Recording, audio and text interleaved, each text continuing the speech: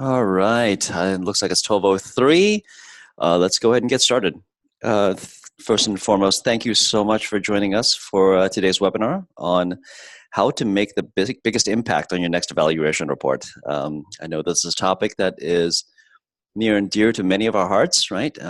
These waves and magic quadrants are remarkably important moments, and for us as analyst relations professionals, and I think all of us are constantly being challenged to answer the question: how do we do better, right? Can we make a difference? Can we make the biggest impact? And hopefully today's conversation will be a wonderful sharing, at least of some of our techniques of how to do that. So let's go ahead and get started. By way of introduction, my name is Andrew Hsu. I am a co-founder and managing partner here at Spotlight Analyst Relations. What is Spotlight Analyst Relations and who are we? We are a dedicated and exclusive analyst relations agency headquartered here in Kansas City. We were founded in 2012, so we've been practicing analyst relations for almost 7 years as a company. There are a little bit over 30 of us, and we currently serve over 50 global customers.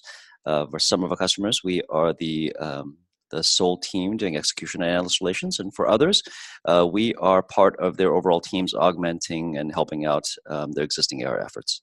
So let's talk about this webinar series. In these last 7 years, we've had the remarkable honor of managing on behalf of our customers many, many magic quadrants and waves, in addition to obviously thousands of interactions.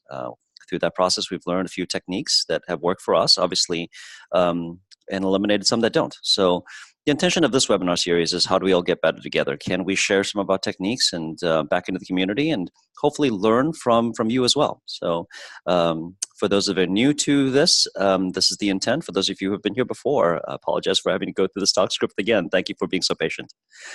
So let's talk about making the biggest impact on your next evaluation report. I know that this is superbly important, and I thought we'd take a moment too and talk a little bit about biggest impact and what does that mean. What we mean by that is analyst relations impact, right? All of us are coming from different places. Some of us are already with firms that have that are leaders in some of the oligarchical industries. We are all the way up front, and we've always been up front. Some of us are coming from firms where we're up and comers, we're niche players, we're contenders. We are still trying to find our place.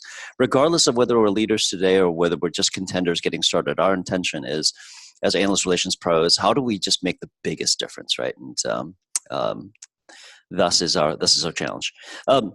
Before we want to get started, I just want to talk about our point of view. So at Spotlight, we truly believe that managing the evaluation process well accounts for only half of the potential impact. And what we mean by that is being fantastic at managing the process from when you get that kickoff call for that wave or magic quadrant through all the filling out of the different questionnaires, through the executive briefings, through the demos, all the way through publication. That process is only half of all potential impact. The other half, we'll share with you some of our different techniques on how we do that. But it's unfortunate, but if we just pay attention just to the wave itself and just to the magic quadrant, we're leaving a lot of points on the table. So before we can get into making an impact, let's talk about defining impact. We've talked a little bit about it being analyst relations impact, but what we also want to do is say, what does good look like, right? What does being fantastic at running waves and magic quadrants what looks like a better than average, a remarkable score. So we want to do a little bit of homework here at Spotlight, and wanted to go and do a little bit of a benchmarking on measuring impact. So how do we know whether we're doing well? We need to figure out what average looks like first. So we started to take a look at some basic changes, right? How do we measure that? First and foremost is just positive and negative change. Are we moving to the right, and are we moving to the top? So that's relatively straightforward. Is it positive? Is it negative? But then there's also this concept of movement towards perfect. So the way we think about it is if up is good, then all the way up is best, right? If it's right is good, then all the way right is best. Theoretically, then that upper right hand, like that singular point, that is the perfect corner, right? And our job is to move our dots closest to that corner as we possibly can. How do we calculate that? I did that just for you guys, the spinning math. It does take a little bit of math. We just use some basic, some geometry that we all learned in 8th grade and promptly forgot in order to figure out that distance to that upper right-hand corner. And how did we reflect that? First and foremost, we had to look at waves. So looking at waves, what we wanted to do is use an example here. Here we have a dot that's in the strong performing category, and then we have to move it up to the right. What we first did is we just took a look at the Forrester score, 3.7, 2.57. In order to extrapolate that back to a 100 scale, we just multiplied by 20 and created the coordinates of 74, 51. Similarly, on the other side, we took a look at the next year's dot, 4.73.5, multiplied that by 20, and we created the calculation that says, hey, this is fantastic, right? We moved our strategy score 20 points. We moved our offering score 19 points. And our movement to perfect score is 24.4. Obviously, this is fantastic, and we'd be happy with this result, regardless of who we were. Now, let's take a look at how do we measure that on Magic Quadrants. Here we have a dot because that has moved to the right a bit and down. And unfortunately for us, Gartner doesn't have a similar scoring mechanism like Forrester, right? So what we had to do is overlay a 10 by 10 and estimate coordinates. We looked at it, we eyed it, we said, we think it's this. So in this particular case, we have 3629 as my coordinates, and then we have 4319 as our coordinates. If we calculate the total change, you have a +7 on vision, but unfortunately you have a -10 points on execute, so you've gone downwards. The totality of those two movements, it results in a movement to perfect of 3.5, a -3.5. So what we wanted to do is just say, okay, what if we took a look at a bunch of dot movements in order to figure out what average looked like? We didn't have an opportunity to look at all the different waves in Magic Quadrants, but we did a quick sampling of 13 evaluation reports, waves in Magic Quadrants, year over year, that our clients were in. And then we also took a look at 261 total dot movements. So certainly not every single wave of Magic Quadrant, but enough to say, hey, I can get a good sense of what the average movement is. So what did we find? On average, we saw a vision of strategy change of +1. On average, we saw an offering a change of 2.1. And on average, we saw a movement towards perfect of 2.2. So those were the average movements of dots that did not belong to Spotlight clients. So those are the movement areas. And then the actual question next is, that's fantastic. I can see the total movement, the average movement, but what about what percentage of companies moved? So when we took a look at all those movements, about half of the companies improved on vision and strategy, about 51%. About 53% of companies improved on their ability to execute or offering. So to me, that reads 50-50, right? That's pretty close. About half the chance of actually going down, half the chance of moving up. It's just that the people moved up a little bit more than the people moved down. So our job now as analyst relations professionals is our benchmark, right? Our job is to better that when it comes to doing a great job and making the maximum impact. I know you're probably curious too about Forrester and Gartner and what are their movements to perfect. So we took a look at Forrester, and it looks like there's a vision and strategy change on average of 2.2. On the execution and offering change, it's 1.0, and the movement to perfect is 2.0. So you will have, you can see that on the Gartner side, it is 0.6 on the vision and strategy change, 2.4 in execute and offering, and 2.2 for the movement towards perfect. Really interesting, right? Both Forrester and Gartner participants on average move up and to the right, closer towards that upper right-hand corner, the same amount. It's just that the Forrester movements have a tendency to move to the right, while Gartner movement has a tendency to move up. Now, we have myriads of things that we're thinking through. We're trying to isolate why that is, but obviously I think that we all know that Gartner has multiple authors that are part of their evaluation process. And additionally, the Forrester is typically in an 18 to 24 month sort of refresh cycle instead of 12. So there's some implications there. But my goodness, I think that that's a really interesting thing for us to understand and to look at. Now, for those of you who are going, oh my goodness, you're going through a lot of information, you're going really, really fast, have no fear. We are recording this webinar. We will make this available and we'll distribute it after today. So You won't have to memorize everything I said here today. So let's go and talk a little bit about making the maximum impact. How do we do this? I'd like to introduce this concept of an off season. At Spotlight, we'll constantly try to figure out, methodologically speaking, what do we do to make the biggest impact. And what we found is obviously you need to run the evaluation process well, but you must also run your off season well. So just want to introduce this word and this concept and talk a little bit about it. When is the off season? The way that we define the off season, it is a time between after a Magic Quadrant or wave ends and before the next one kicks off, right? The time between the last one publishes and before it kicks off. This off season, we believe, is the best time to shape criteria. It is the best time to change weighting, and it's the best time to completely inform the analyst about them, change their perception of what they think about you. So, as you guys well know, these analysts, their work never ends, right? Even though the Magic Quadrant or the evaluation is completed, they then take everything that they learned during that process, they put it back into their body of knowledge, and then they continue learning all the way through the year. The combination of what they learned during last year's process and before they kick off is how they've set the next year's evaluation criteria. Once it kicks off, these analysts have a tendency to say, I must now defend my methodology. I must defend my weighting. I must defend my criteria. They're much more conservative and they have a tendency to be much more protective. So during this off season, it is the best time to say, hey, can I ask you to think about the problem in a different way, right? So that's sort of the heart of when we think you can make the biggest difference. Now, the major components of the off season of how we think about it are first and foremost to identify and shape analyst opinion, right? What does the analyst think about you now after the evaluation process? And how do I use all the tools within my toolbox in order to change that analyst's opinion? So I think that's what we call AR 101. That's what we do day in, day out. The other component that's incredibly important is picking and priming client references. I don't think it's a surprise to some of you who are on the phone that have been been in this industry for a long time, but it feels like your client references continue to play a bigger and bigger role in your overall score. Not only are they vouching for you, but they're also vouching for some of your claims, right?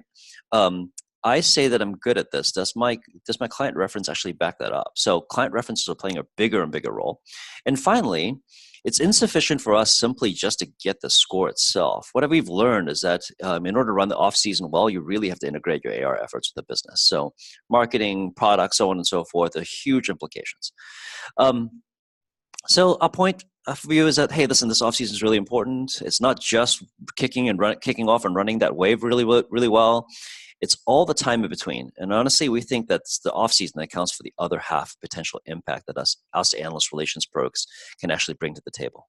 So let's go into this a little bit, and we want to just talk about running the off-season and some of the different tips and techniques. Obviously, this is significantly more than what I can share with you today, but we just want to share some of those thoughts. So first and foremost, let's talk about off-season activity. What is it, right? We're all familiar with the process start of when Wave or Magic Quadrant kicks off. You're used to those activities: qualification, kickoff, survey, so on and so forth, all the way to report publish. What we're talking about is the left side of this wheel. So analysis of how I did, going through and doing perception audits. How do I position my arguments during the year? How do I cultivate my references? How do I engage my analysts in the right cadence? How do I refine my roadmap and how I do my storytelling? How do I leverage advisory with my lead analysts? So these are the activities that fall within the off season, right? Our job is now to go ahead and plot those things out in a way that can make sense, that allows us to be as effective as possible. So tip number one is just syncing internal facing and analyst facing activity. I think that's important to have the delineation between the two. We have these different audiences. Sometimes easy to get lost in saying, hey, my primary responsibility is changing analysts' minds. Well, frankly, there's a lot of stuff that was on that wheel that actually are internal facing. So what we like to do is create a little bit of a timeline, right? So analyst facing activities on the bottom, internal facing activities at the top. And then you can start saying things like, hey, what are the things I need to do? What's an inquiry I need to do to ascertain the analyst perception? What kind of internal strategic kickoff workshop do I need to do internally in order to bring my leadership and bring my product teams alongside with me? What is the frequency and activity of cadence? How do I impart new strategic messaging? How do I install messaging? How do I determine whether that's working? How do I discover analyst points of view? How do I read research? What do we do internally to do the work? What about advisory days that we need to execute? What about follow-up inquiries that we need to execute? How do I gain alignment on our internal strategy? How do I gain internal alignment on expectations? How do I get internal alignment of what we need to do with our client references? This kind of activity syncing is one of the fundamental mechanical elements of analyst relations. I often find that we don't put it on one page, when we don't start communicating clearly and articulating across the organization, we can lose our way, right? So strongly recommend you overlay your internal facing activities with analyst facing activities during the off season to ensure that we're all on the same page. Then the next big piece, honestly, is organizing your positioning arguments. So this is the spotlight model we use to organize the way that we think about all the things that we have to say to an analyst throughout the year. Great, fantastic, I have cadence, but what on earth am I saying? Down here in the bottom, we have what's called this is our positioning model. We have analyst weighting. Does the analyst think that this capability that we have, is it important or is it not important? Is it high or is it low? On the left-hand side, we have our evaluation for our vendor capabilities. Are we good at something or are we poor at something, right? So it's a good way for us to think about what conversations we need to have. In the upper right-hand corner, let's think about this, right? The analyst thinks it's super important, and we are really, really good at it. That's pretty straightforward. We call that the promote quadrant. If something is in that upper right-hand quadrant, our job is to earn full credit for our strengths and differentiators. This is about doubling down on our strengths. This is about up-leveling our storytelling. This is about trying to repeat the things that the analyst thinks are important in order for us to hit it out of the park. Bottom right-hand corner, the analyst thinks it's super important. However, we don't have it, right? This is incredibly frustrating. From an analyst relations perspective, our job here is to prove that we're shoring up the weakness. This is about maximizing our learning via inquiry and then reflecting changes within the roadmap. It's super important that the analyst believes that we've heard them, that we've incorporated, and we plan on doing something about it. In the upper left-hand quadrant, this is when we have a strong capability in an area because we think it's important, but the analyst doesn't think it's important. We call that the convince quadrant. So for this, it's about winning agreement about why we think something's really important. This is almost always because we have a different market perspective than the analysts. This means during our inquiries, during our briefings, when we're talking to the analyst, our job is to change their mind about what's important in the marketplace. And that means not only sharing why we think it's important, but sharing evidence about why our clients think it's important, why our partners think it's important. So big component there. Finally, bottom left-hand quadrant, it's about the ignore. If we don't have it and the analyst doesn't think it's important, we can go ahead and move on. Now, I covered this during our last webinar, but I still think this is a really important concept. This idea of organizing all your different capabilities into these 4 quadrants in order to phrase and set the intention for every single interaction with your analyst moving forward into the year, right? Because ultimately you're changing minds here from left to right during the off season. Now, what we have is a positioning guide that we're going to go ahead and that articulates what this positioning model is, how to use it, and then allows you to have a little bit of a worksheet. We'll fire that out to all the attendees after this the webinar by email. So we'll send that out. Now, the next thing is picking reference, right? Picking and priming reference. Now, who makes a winning reference? First and foremost, you have to answer the question, are they a raving fan? Now, why did I use raving fan here? Because lukewarm is not okay. Just having a client reference be willing to do this reference for you during a Wave of Magic Quadrant, not okay. That just the willingness is not sufficient. You have to find raving fans. Do they see their investment in your solution as strategic to their business? If it's not important to their business, it's unlikely they'll give you the time of day, or they'll likely be willing to plead to the analyst on their behalf, saying that you're fundamentally changing how they're doing work. Do they utilize you for breadth of capabilities? And as a lot of the evaluations are looking for percentages of clients that leverage your capabilities within a particular area. Think about that as you're evaluating your references. Are they all from the same vertical? It's very easy to be niched out if all your clients are all from the same vertical. Look for clients that are representative across different verticals. Look for people who are financial services if you're strong in retail. Look for CPG if you're in healthcare. Can they reinforce a strength to overcome a caution? So, as not surprised, you guys are all looking at your last year's wave, last year's Magic Quadrant. There are strengths that are being articulated and cautions. There are probably some pretty strong feelings inside your leadership team about what you want to do about those. Can this reference reinforce a specific strength that we love, or can it overcome a caution that we want to move off, right? Think about that as you pick references. And finally, how often have they been used before? This is about inside and outside the AR channel. One, obviously, it's about fatigue, right? I don't want the client to be fatigued by doing the reference, but also I think it shows a lack of sort of evolution and momentum if you keep using the same references over and over year, right? You're looking for a little bit of variation. You want to challenge the analyst to think of us differently. So you can start to see what we're thinking about, right? Raving fans, where we're strategic, they use a breadth of our capabilities. We're looking for people from multiple verticals. I want to specifically align to strengths and cautions, and I want to make sure that I have enough variation the analyst doesn't feel like we only have the same clients over and over and over again.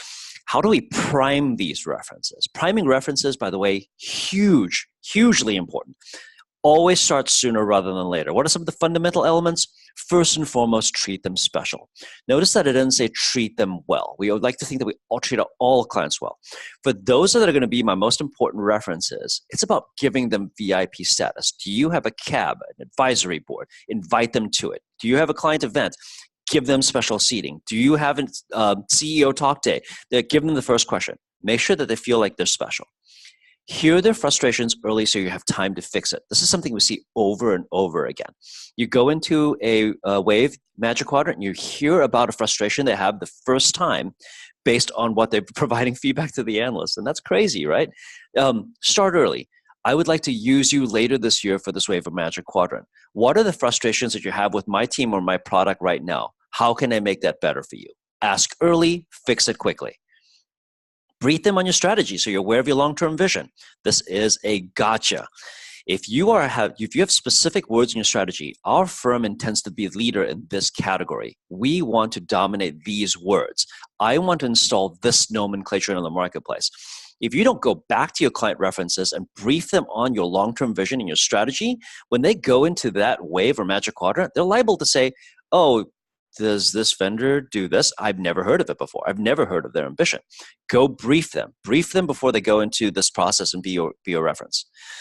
We have a little bit of a tool that's a reference manager, pretty simple. It's a spreadsheet that talks about some of these things that we think are important. If you have a full-blown client management reference management process, obviously this will be too simple for you. If you don't have one, take a look at it, right? Might be a good starter tool to start capturing some of your different references. Finally, let's talk about integrating with the business. Okay, so what is that? What do we mean by that? First and foremost, let's talk about leadership, right? The number one thing to do as an analyst relations pro and how you get in trouble is by not setting expectations for performance and participation. Performance, listen, we are niche. Nope, on average, participants within waves and Magic Quadrants move 2.2 points to the right? The likelihood that we're going to move all the way from here all the way up to there is probably not likely. Set expectations. Talk about participation. I'm going to need this much help from you in order to be successful. Gain agreement on the strategy and secure commensurate budget. So many of you are running multiple waves of Magic Quadrant at the same time. You can't treat them the same, right? You can't put everything into every single evaluation. Gain agreement that on this one, we have to knock it out of the park. On this one, we're going to just show. That means I need a lot of budget for this one, and I need not so much budget for the other one, right? Make sure that we go ahead and align all those different things. Marketing. Make sure that you discuss brand and marketing implications of each likely position. Am I going to be a leader? Am I going to be a contender? Am I going to be a challenger? What am I going to be? Like, what are the different likely positions? Make sure that your marketing leaders know how you're going to talk about each one and how you can address that in the marketplace. Do I intend to activate it if I do well? If so, secure that budget that you need in order to make sure that you amplify those results. This is all stuff you have to do before the Magic Quadrant kicks off, right? Products and services. Make sure you feed the analyst observations to your product teams, right? That's a gimme. But also connect with your product teams to make sure that they know the timings.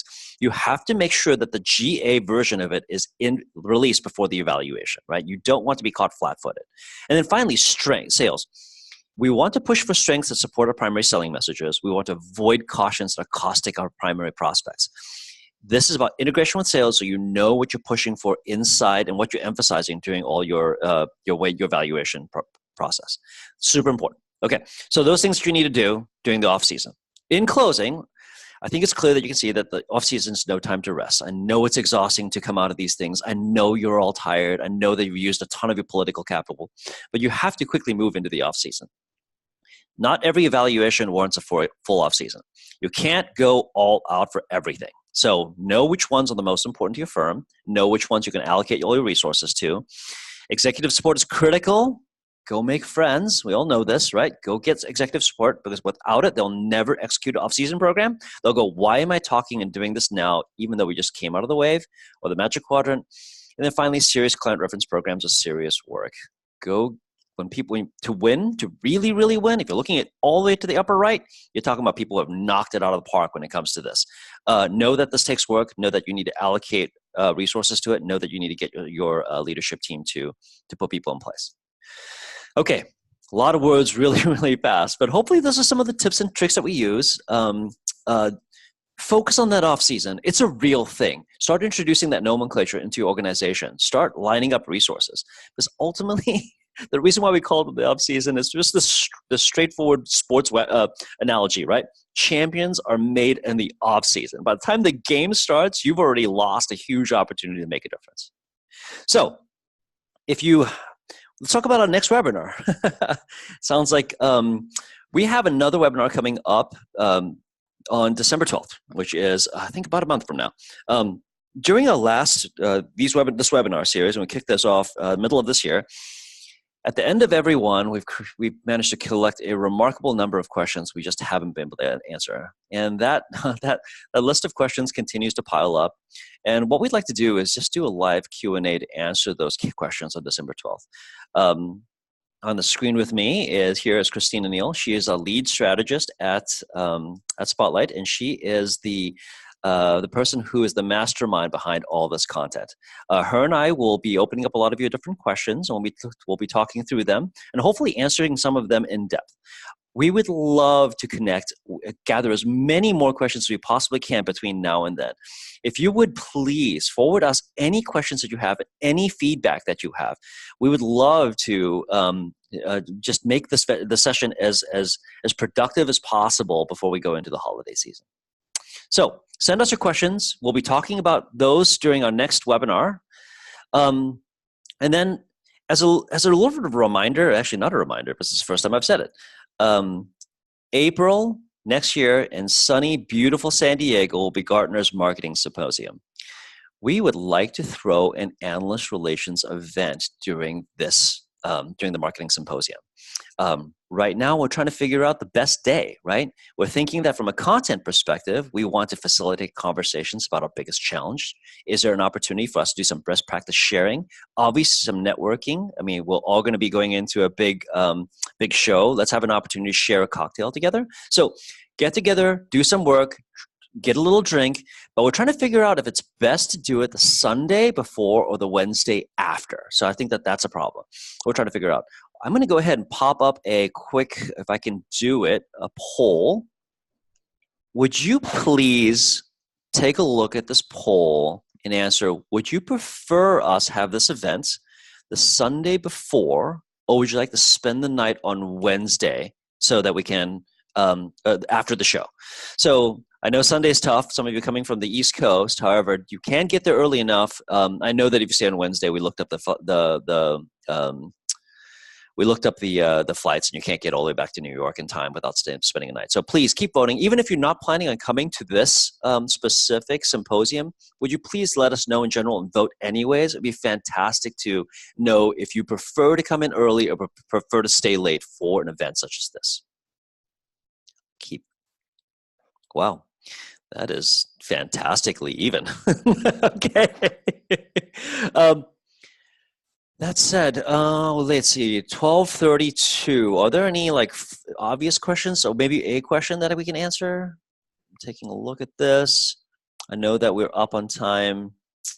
Many curious. Oh, how many? The marketing symposium. Okay, so there's a question about how many people attend the marketing symposium. Quite a few. It's a busy show. What we found is obviously there's the monstrosity that's in Orlando, right? That's a huge show. But this Gartner marketing show is getting bigger and bigger and bigger. There's a remarkable amount of momentum there. You're talking about, and I think they're joining another conference with this time, so that for the first year, this used to be Gartner Marketing Conference, so GMC, and now it is Gartner Marketing Symposium. So it's even bigger with more content and more people. So it's going to be a big deal for Gartner, and I expect a lot of people to show. Okay. Thank you so much for attending. As always, I cannot say thank you enough. We really appreciate you coming to this content. Hopefully you found it useful. And we look forward to seeing you during next month's webinar.